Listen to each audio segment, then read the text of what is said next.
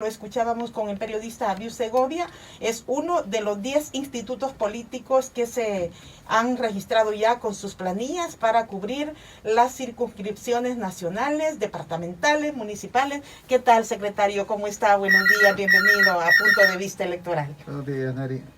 Primero un saludo pues para la radio escucha de La Poderosa.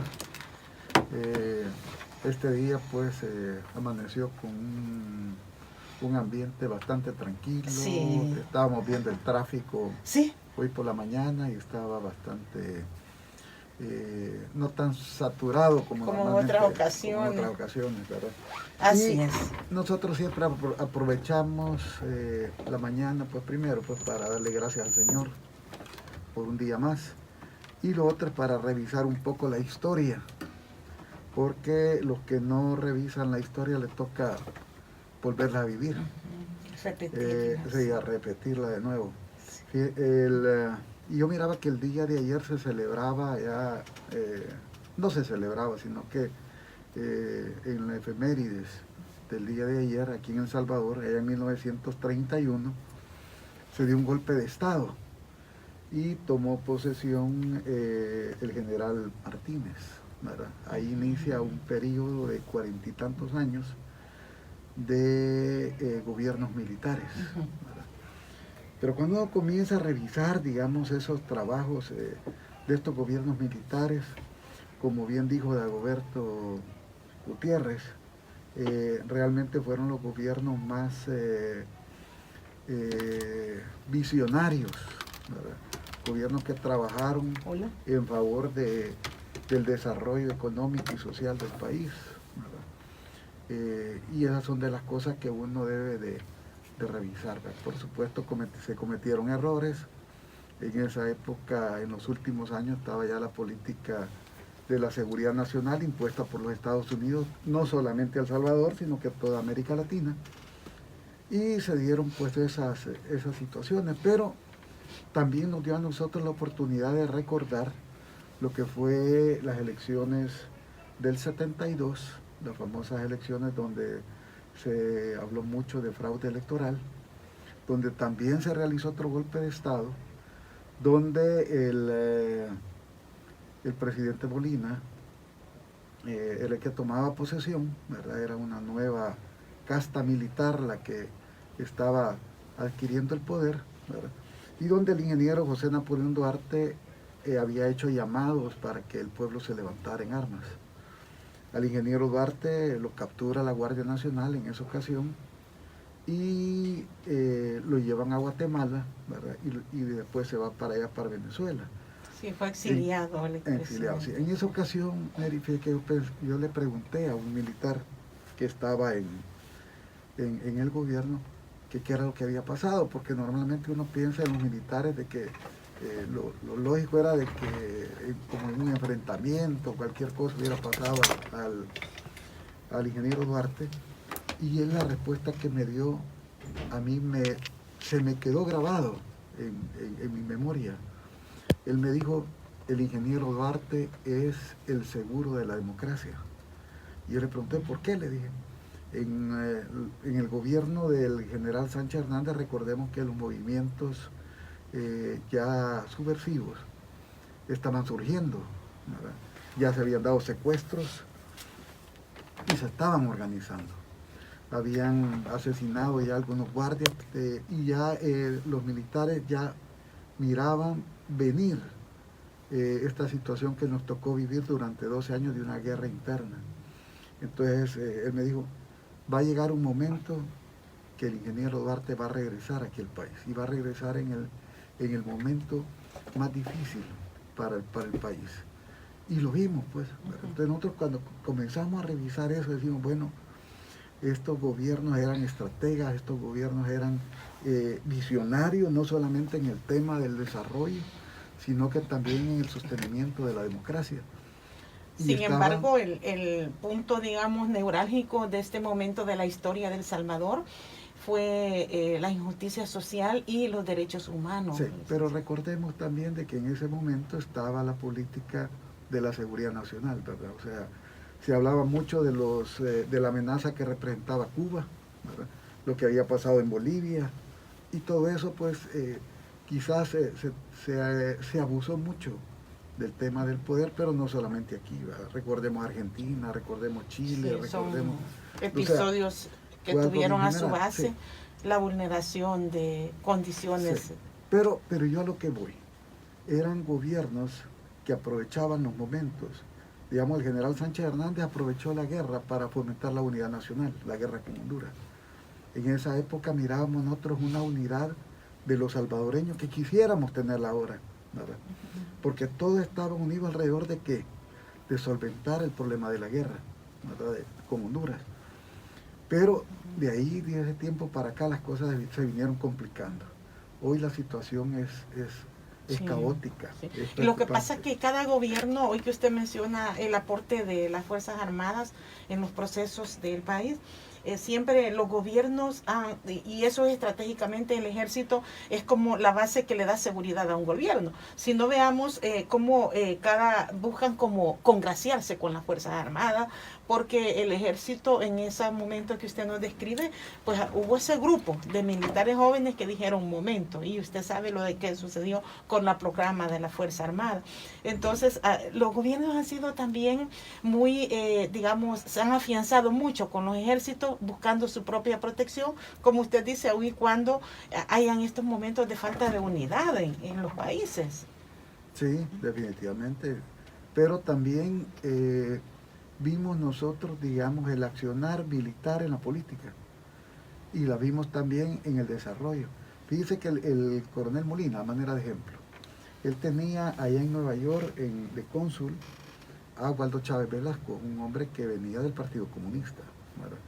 Tenía en planificación al ingeniero Atilio Vieites, ¿verdad?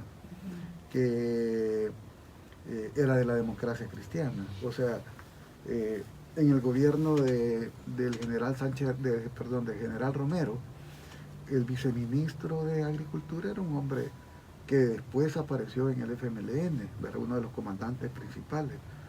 Entonces, por lo menos sí se miraba esa intención de buscar esos acercamientos para más idoneidad. Sí. Sí. ¿Y cómo ve usted el ambiente actual, licenciado Manuel Rodríguez, y los preparativos para las elecciones de 2021? Piensa, está muy pesado este ambiente, lo ve tenso, hemos observado estas concentraciones en las afueras del Tribunal Supremo Electoral.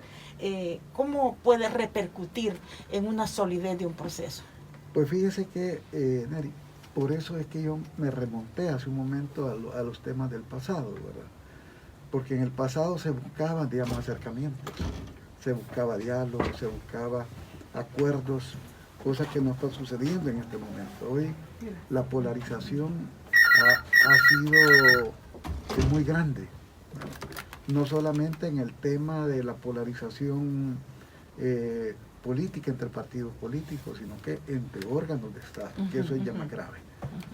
A mí me ha llamado siempre la atención, ¿verdad?, el hecho de que los tres presidentes de los órganos del Estado no se han podido reunir por una tan sola vez, ¿verdad? No han estado juntos, no ha estado el presidente de la República, no ha estado el presidente de la Asamblea, no ha estado el presidente de la Corte Suprema de Justicia, ¿verdad? Ellos deberían de estarse reuniendo constantemente, porque la Constitución nos manda que exista cooperación, ¿verdad?, pero no la vemos, ¿verdad? Y eso nos preocupa a nosotros. Nosotros somos un partido que le hacemos honor a nuestros nombres: Conciliación Nacional y ahora Concertación Nacional. A nosotros nos preguntan, mire, ¿y ustedes qué? ¿Son un partido que apoyan al presidente Bukele, ¿verdad?, o son un partido que están en contra de él, ¿verdad? Nosotros lo que le decimos es de que nosotros primero somos un partido de oposición, porque definitivamente nosotros nos debemos de ubicar en oposición, pero somos una oposición constructiva, somos una oposición que busca los acercamientos y que no solamente lo hacemos ahora, lo hemos hecho siempre, ¿verdad? En el caso, digamos, si ustedes recuerdan, Eric, la ley que se quiso modificar sobre la ley de pensiones, en el gobierno del presidente Sánchez Serén habían dos posiciones. Una que era que el gobierno agarrara las pensiones y la otra era de que se mantuvieran las administradoras de pensiones. eran dos posiciones distintas y los medios de comunicación estaban saturados de mensajes tanto del gobierno como de la empresa privada con posiciones totalmente opuestas. Nos llevó a una situación, esa polarización, que no quisieron pagar 55 millones al fideicomiso de pensiones del gobierno, alegando de que no era una deuda soberana porque no había sido adquirida por mayoría calificada.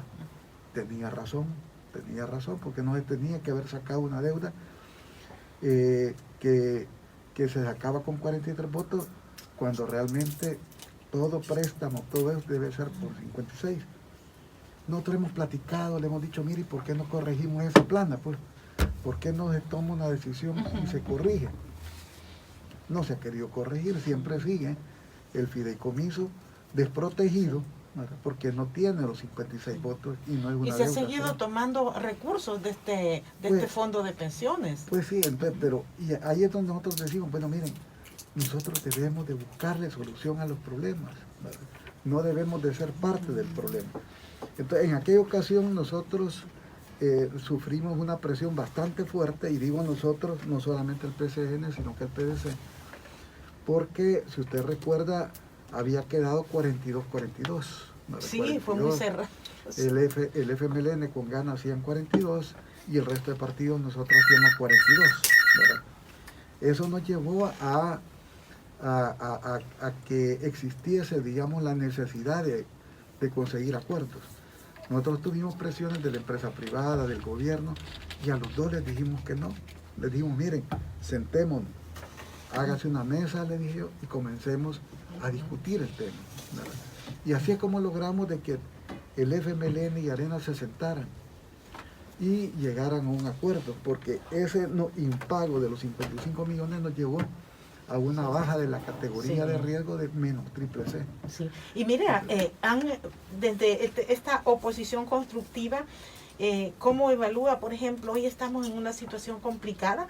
Esta misma polarización, dice usted, se pone de manifiesto, el Fomilenio a punto de cerrarse con proyectos que no están concluidos porque no hubo una transparencia en la asignación de los recursos.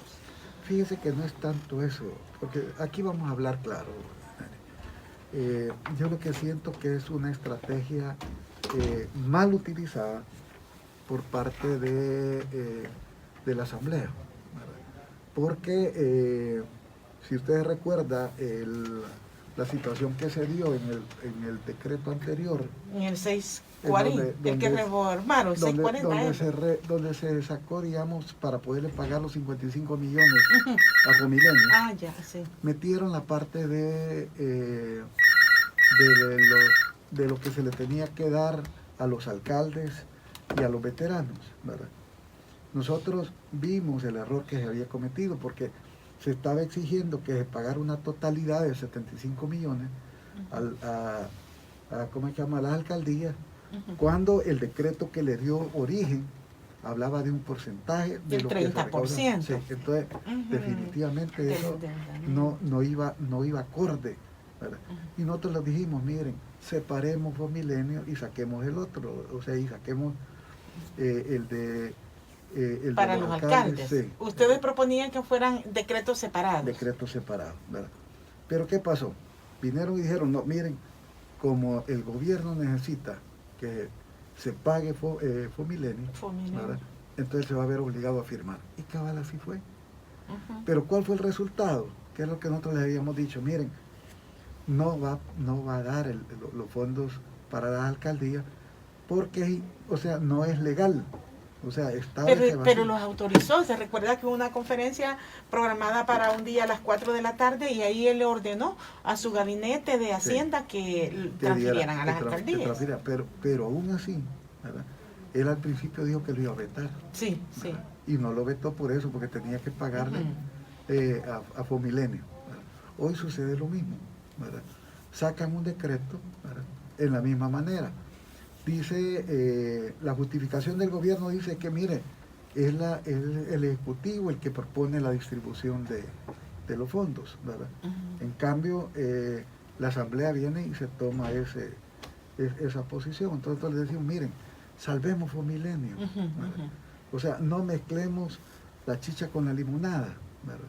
Salvemos Fomilenio, porque realmente, ¿cuántas empresas? Mire, yo he recibido llamadas de empresarios que están preocupados porque ya tenían apagaron contratos. las máquinas. Sí, ¿verdad? ya están Hay guardando gente, las máquinas. hay gente que ha hecho los pedidos de maquinaria afuera del país, ¿verdad? Y que yo me dije, mira, voy a tener que demandar al gobierno, ¿verdad? Entonces, esto definitivamente trae problemas. Sí. Esperamos nosotros que este día los diputados tomen conciencia, ¿verdad? Y que saquemos el tema de Fomilenio, que, o sea, pongamos la vista en nuestra bandera azul y blanco. Y este decreto que se reformó hace 8 días, secretario, ¿cree usted que puede ser también una herramienta a la que debe acudir el gobierno? Porque lo que sucede es que hay unos recursos asignados para el fideicomiso que todavía no se conoce qué pasó con esa asignación. Ese es el problema. ¿Qué es lo que ha sucedido? La orden que ha dado el Ejecutivo en este momento es para máquinas. Hemos visto en los noticieros, digamos, de anoche y de hoy en la mañana, de empresas que han detenido la obra. ¿verdad? Pero ¿y los recursos del fideicomiso? ¿El PCN también le estaría interesado en que se defina la transparencia de estos recursos? Definitivamente transparencia debe de haber. Pero sí ¿usted cree que hay disposición de los funcionarios de hacer esta práctica? Porque una cosa es decirlo y otra cosa es... Mire, nosotros hemos visto los problemas que existen, corte de cuentas, por ejemplo, con la parte de gobierno, ¿verdad? Entonces, pero esas son cosas que deben de funcionar las instituciones. Las instituciones no simplemente van a quedar, mire, deme el informe. Si no se lo dan, definitivamente lo que tiene que hacer la Corte es sacar un informe de auditoría, pasarlo a juicio de cuentas, ¿verdad? En juicio de cuentas, los problemas ya no son solamente para las instituciones, son para los funcionarios. Ahí vienen sanciones administrativas y patrimoniales. Pero como fíjese que hablan esto del debido proceso en algún momento también. Vamos a ir a una pausa, licenciado, para que nos siga explicando sobre estos procesos institucionales también en función del trabajo que realiza la oposición política de la cual forma parte el Partido de Concertación Nacional. Volveremos en breve con el licenciado Manuel Rodríguez, secretario general del PCN. A YSKL conversamos con el secretario general del Partido de Concertación Nacional, licenciado Manuel Rodríguez. Nos quedábamos en este punto, licenciado, de la necesidad que los partidos que hoy están inmersos ya en este proceso electoral, desde la oposición puedan también velar, dice usted, por aspectos de interés nacional. Y yo le planteaba la necesidad que si ustedes desde el PCN ven que debe también existir la práctica de la transparencia, que pueda ser como la condición que garantice que la oposición va a ir dando pasos en favor de solucionar problemas como esto de Fomilenio 2. Si no se ha declarado qué pasó con los recursos y hoy se necesitan nuevos recursos, ¿bajo qué condiciones el PCN, por ejemplo, podría avalar una reasignación de fondos? Mire, yo creo que hemos tenido avances en el país en el tema de legislación, en el tema de transparencia. Anteriormente no había un instituto de acceso a la información, ¿verdad? No había bien delimitado los temas, digamos, de las auditorías. Cuando yo fui magistrado de la Corte de Cuentas ya hace bastante tiempo, nosotros en esa época, en 1994, presentamos un intento de reforma constitucional donde se separaba, digamos, la parte jurisdiccional de la parte de auditorías, o sea, como se convertía en una contraloría. ¿Para qué? Para que los juicios de cuentas los realizara el órgano judicial. Hoy los juicios de cuentas los llevan las cámaras de la Corte. Siempre lo lleva la Corte de Cuentas, ¿verdad? Los jueces son electos por el presidente y los 2 magistrados, ¿verdad? Que son electos por la Asamblea Legislativa. Y eso en alguna medida puede tener algún color político. No digo que lo tenga porque eso sería necesario demostrarlo, pero puede que exista esa situación porque las personas que son electas saben de que dentro de 3 años va a tener que volver a recurrir al sector político para que exista una nueva elección. Cada 3 Entonces, años se eligen jueces. Cada 3 años se eligen a los magistrados de la Ajá, Corte. y como ellos eligen a Y los como ellos jueces. eligen los jueces, ¿verdad? Ellos pueden ir cambiando y sí, pueden ir colocando gente cercana de ellos. Entonces, eso definitivamente no es una garantía. Nosotros en el 94 presentamos esa modificación a la Constitución, pedíamos de que los periodos no fueran de 3 años, ¿verdad? Y no que fueran de 6. Lo estamos insistiendo nosotros ahora en nuestra plataforma legislativa. Creemos que es conveniente. En la que llevan de plataforma para 2021. Para el 2021 creemos de que todos esos periodos deben de ser mayores, ¿verdad? Un funcionario que llega a la Corte de Cuentas el primer año llega a conocer, ¿verdad? El segundo y se empapa, y el tercero ya está buscando la reelección. Ajá, sí. Entonces, eso le iba a decir, que no es que la mayoría de estos jueces de la Corte de Cuentas no es que solo hacen un periodo, ellos a veces son reelectos. Sí, hemos visto, bueno, nosotros tuvimos a Hernán Contreras, que era un hombre del partido que pasó bastante tiempo.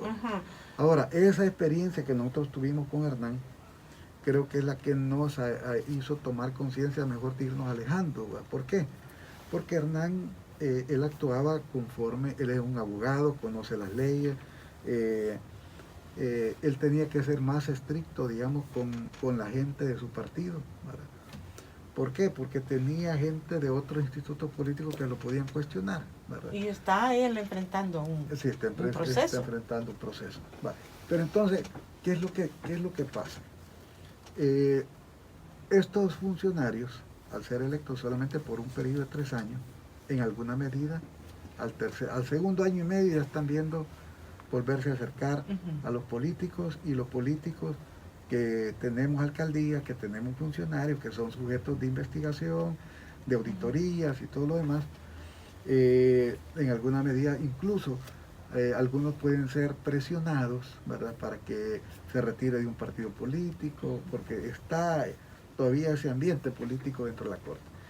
Entonces, en la medida, digamos, que se logre separar eso y que pase el tema de los juicios de cuenta al órgano judicial, definitivamente va a haber mayor transparencia, ¿verdad?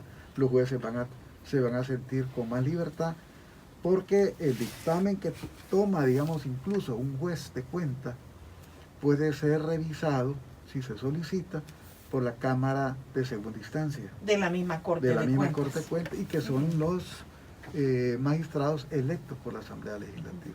No me respondió, licenciado, sobre si la fracción del PCN en la Asamblea podrá definir esta situación de Fomilenio para reasignación de recursos, o qué es lo que nosotros vamos a insistir, vamos a hacer por lo menos vamos a hacer el intento de que se discute este tema, ¿verdad?, para ver si se puede sacar con un decreto especial, o sea, separado, porque creemos nosotros que los intereses del país deben estar por encima, ¿verdad?, de los intereses partidarios, ¿verdad? Por supuesto que nosotros creemos que es necesario dotarles a las alcaldías de los fondos necesarios para que puedan desarrollar obras, ¿no? Y el FODES que tiene un marco legal también, o sea, sí, no se está cumpliendo la ley. También se tiene que cumplir, ¿va? Pero ahí es donde nosotros decimos que debemos dejar que las instituciones funcionen, ¿verdad? Yo le ponía el caso, digamos, de estas auditorías que están haciendo, ¿verdad? O sea, el funcionario, si no ha revisado la ley, yo le recomendaría que lo revisara, ¿verdad? Porque el auditor, al no revisar, al no haberle proporcionado, o no que no se le proporcione la información que él está solicitando, lo va a dejar como un hallazgo. Y ese hallazgo inmediatamente va para cámara de primera instancia. Y en las cámaras de primera instancia, los señalamientos ya no es para la institución, es para el funcionario, el actuante, ¿verdad? Y ahí no va a poder decir, mire, voy a mandar a los abogados del ministerio, voy a mandar a los abogados de la asamblea, voy a mandar... No, ahí no funciona así, ¿verdad? Sí. Porque son señalamientos ya a carácter personal. usted tiene que responder. Por ejemplo, ¿cree que ya hay un componente institucional en lo del FODES, licenciado Rodríguez? Porque el presidente de la Corte de Cuentas dijo que en la auditoría que estaban haciendo se determinó que Hacienda sí tenía los recursos, es decir, aquí ya funcionó la institucionalidad. Sin embargo, el FODES no se les ha transferido. Ahora, pero ya van los señalamientos. Ahí vamos a tocar otro tema. ¿Qué es lo que, o sea, para qué se ocupa el FODES? Si usted tiene una deuda que tiene que pagarla con el FODES y no la paga porque no le dieron el dinero, bueno, la responsabilidad no es del alcalde. Pero fíjense que la deuda bancaria sí las está pagando. Así sí, están pagando los préstamos. Pero yo no estoy hablando de la deuda bancaria de los empleados. No, he hablado con alcaldes aquí y los préstamos que tienen las alcaldías, que son fondos de FODES, sí les pagan. Decía uno de los alcaldes, ¿cómo es posible que Hacienda sí pueda pagar los créditos que tenemos, pero el resto que les corresponde no se los ha transferido? Así está funcionando. Yo no he escuchado esa sí, yo he hablado con varios alcaldes y sí, ellos no han caído en mora con los créditos que tienen. Eso es preocupante si eso está sucediendo. Eso está sucediendo. Porque entonces pero esa es la parte, digamos, que tiene que ver la Corte de Cuentas, ¿verdad? ¿Por qué? Porque ahí tiene que evaluar qué tipo de hallazgo es, si es un hallazgo administrativo, ¿verdad? Si es un hallazgo de control interno o si es un hallazgo penal, ¿verdad? Porque si es penal, la obligación de los auditores definitivamente es hacer el señalamiento, ¿verdad? Que hay indicios de responsabilidad penal y ahí procede, digamos, que se inicien procesos contra el funcionario, no contra la institución, no contra un ministerio, no, contra el funcionario que ha cometido alguna situación. Y son de las cosas que creo que no están valorando a algunos funcionarios, ¿verdad? Ese es, digamos, el cuidado que hay que tener. Hoy habrá sesión plenaria, bueno, tenemos parte de esta situación de FOMilenio. ¿Usted esperaría que ocurra algo en la plenaria? Mire, nosotros sí creemos, como le repito, yo creo que no solamente nuestro partido ha recibido llamadas de empresarios que tienen proyectos, ¿verdad? Y que están preocupados, ¿verdad? Sí. Nosotros hemos recibido de gente de allá de San Miguel. Yo recibí 3 llamadas anoche, preocupados. Y porque me dicen, mira, yo me voy a ver obligado a demandar, me dijo, por el incumplimiento del contrato. Y el Pero PCN no inscribió candidatos para la alcaldía de San Salvador. ¿Cómo van? ¿Hicieron coalición o cómo están participando? No, aquí vamos solos. Llevamos a Linda Villalta, una mujer ¿Es candidata a alcaldesa? Qué bueno, sí. No sabía. O sea, Linda Villalta es la planilla que inscribieron para el municipio de San Salvador. Sí, para San Salvador. Llevamos mujeres en varias alcaldías. Llevamos en San Miguel a Margarita, en Santana llevamos, en Cojutepeque mantenemos pues a la actual alcaldesa de candidata. En Turín llevamos igual, en varios municipios llevamos.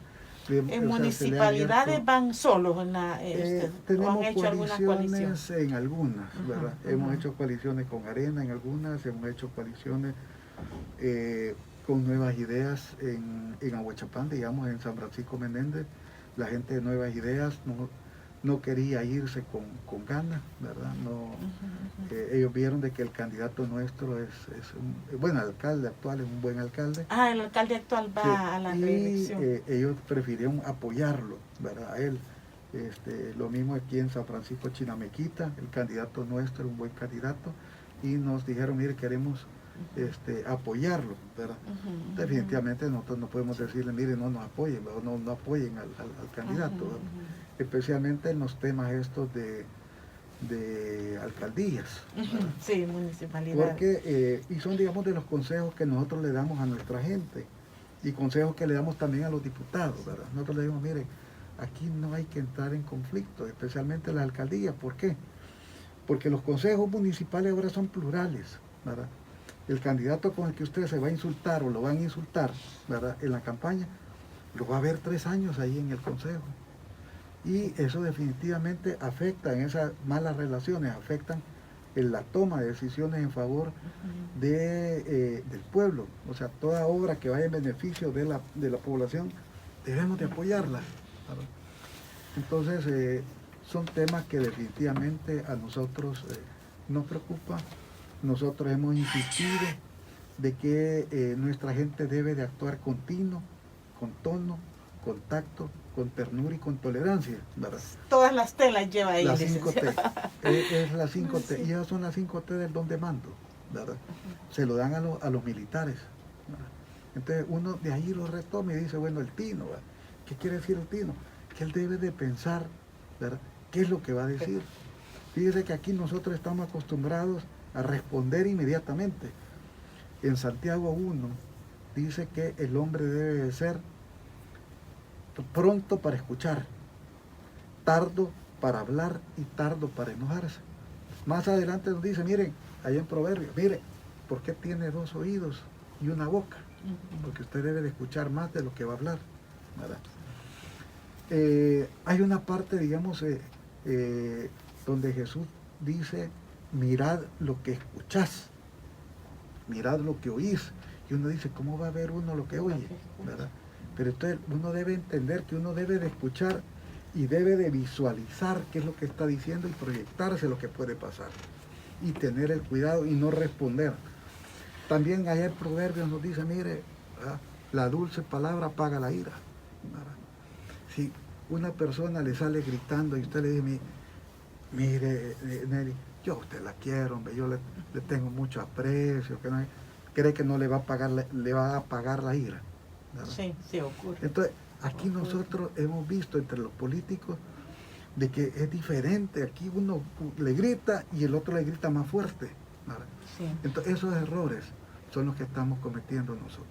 Sí. Nosotros debemos de recurrir a la palabra, buscar en los proverbios, en los salmos, ¿verdad? La sabiduría que nos da el Señor, sí. Y aplicarla. Y en el caso del ejercicio institucional, también los marcos legales que son tan importantes, Así licenciado Manuel Rodríguez, le agradezco que nos haya acompañado hoy en Punto de Vista Electoral y estaremos pendientes también más adelante sobre la actividad del Gracias PCM. a ustedes, ¿verdad? Y definitivamente, pues aquí lo que nos resta es pedirle misericordia al Señor, ¿verdad?